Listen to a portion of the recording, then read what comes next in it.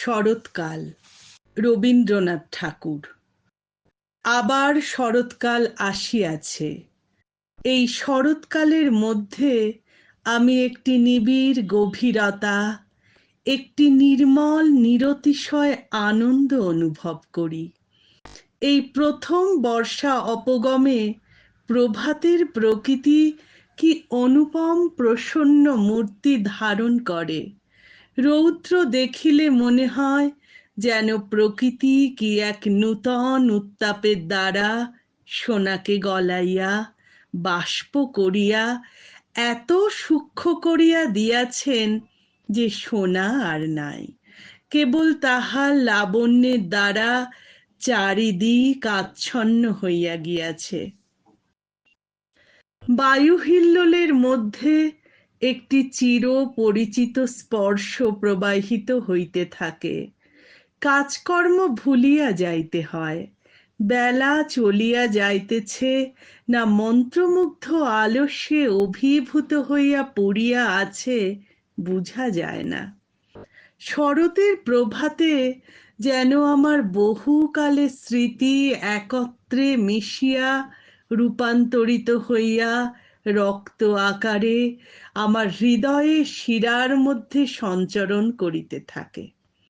কবিতার মধ্যে অনেক সময় এইরূপ স্মৃতি জাগরণের কথা লেখা হয়। সে কথা সকল সময়ে ঠিক বোঝা যায় না। মনে হয় ও একটা কবিতার অলংকার মাত্র। হৃদয়ের ঠিক ভাবটি ভাষায় প্রকাশ করা এমনি কঠিন কাজ। বাঁশির শব্দে, পূর্ণিমার জ্যোৎস্নায় কবিরা বলেন হৃদয়ের মধ্যে স্মৃতি জাগিয়া ওঠে। তাহাকে স্মৃতির অপেক্ষা বিস্মৃতি বলিলেই ঠিক হয়।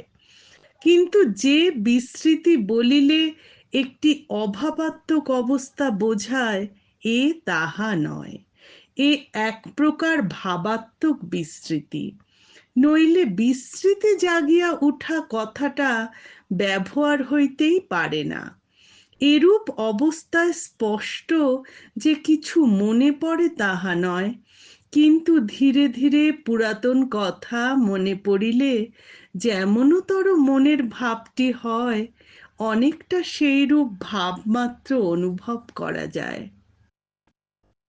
যে সকল স্মৃতি স্বাতন্ত্র পরিহার করিয়া একাকার হইয়াছে, যাহাদিগকে পৃথক করিয়া চিনিবার জো নাই, আমাদের হৃদয়ের চেতন রাজ্যের বহির্ভাগে যাহারা বিস্মৃতি মহাসাগর রূপে স্তব্ধ হইয়া শয়ান আছে, তাহারা যেন এক এক সময় চঞ্চল ও তরঙ্গিত হইয়া ওঠে। তখন আমাদের চেতন হৃদয় সেই বিস্মৃতি তরঙ্গের আঘাত অনুভব করিতে থাকে। তাহাদের রহস্যময় অগাধ প্রবল অস্তিত্ব উপলব্ধ হয়। সেই মহাবিস্মৃতি অতি বিস্তৃত বিপুলতার ক্রন্দনধ্বনি শুনিতে পাওয়া যায়। শরৎকালে সূর্যালোকে আমার এইরূপ অবস্থা হয়। দু একটা জীবনের ঘটনা, দু একটা অতীতকালের মধুর শরৎ মনে পড়ে। কিন্তু সেই সঙ্গে যে সকল শরৎকাল মনে পড়ে না, যে সকল ঘটনা ভুলিয়া গিয়াছি, সেগুলোই যেন অধিক মনে পড়ে। বছর ৩-৪ পূর্বে একটি শরৎকাল আমি অন্তরের সহিত উপভোগ করিয়াছিলাম। বাড়ির প্রান্তে একটি ছোট্ট ঘরে একটি ছোট্ট ডেস্কের সম্মুখে বাস করিতাম। আরো দুটি একটি ছোট্ট আনন্দ আমার আশেপাশে আনাগোনা করিত। সে বৎসর যেন আমার সমস্ত জীবন ছুটি লইয়াছিল। আমি সেই ঘরটুকুর মধ্যে থাকিয়াই জগতে ভ্রমণ করিতাম এবং বহির জগতের মধ্যে থাকিয়াও ঘরের ভিতরটুকুর মধ্যে যে স্নেহ প্রেমের বিন্দুটুকু ছিল, তাহা একান্ত আগ্রহের সহিত উপভোগ করিতাম। আমি যেন এক প্রকার আত্মবিস্মৃত হইয়াছিলাম। মনের উপর হইতে সমস্ত ভার চলিয়া গিয়া আমি এক প্রকার লঘুভাবে জগতের সমস্ত মধুরতার মধ্য দিয়া অতি সহজে সঞ্চরণ করিতাম।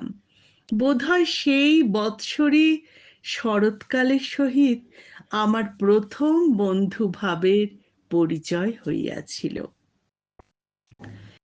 এক মুহূর্তের জন্য প্রগাঢ় সুখ অনুভব করিলে সেই মুহূর্তকে যেমন আর মুহূর্ত বলিয়া মনে হয় না, মনে হয় যেন তাহার সহিত অনন্তকালের পরিচয় ছিল।